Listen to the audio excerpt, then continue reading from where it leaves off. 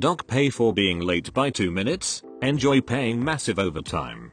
I worked in an electricity retailer call center.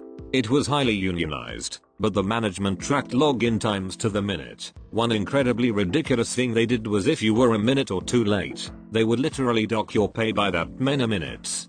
It wasn't really enough for us to really notice, and I'm sure they didn't actually save any money. I mean, if you were 15 minutes late I could understand not paying, but 3 minutes late?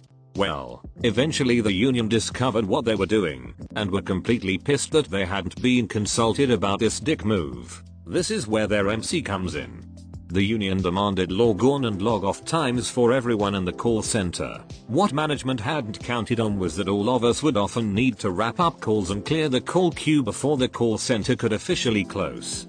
This often meant that operators would leave several minutes after their shift. On bad occasions it could be 15-20 minutes delay before they could clock off, but mostly it was only a few minutes. The union made management recalculate everyone's pay for the year based on clock on and clock off time. They also pointed out that staying past end of shift triggered penalty rates.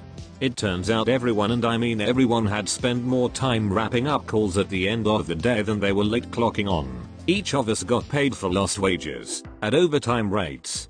It cost them a fortune, and they never docked the pay of anyone who was late ever again. It's pretty messed up that they were calculating clock on times with that precision but not counting clock off times. Really? The previous 3 jobs I worked would give written warnings about being 5 minutes late, but then bitch and moan about me leaving spot on my clock off time, to the point that with one, I would leave the floor 3 minutes beforehand so I clocked off exactly on time. Moving forward to my currently job, on a daily basis I am there 15-30 minutes after clock off time, and I don't even flinch at doing that, all because I know if I walk in 5, 10, 30 minutes late, my boss doesn't bat an eyelid. Extra 10 on lunch? Whatever, because she knows it's quid pro quo. They probably owe me hours now, but I don't track it because of this flexibility and respect. I think if more employers did this, more people would stay.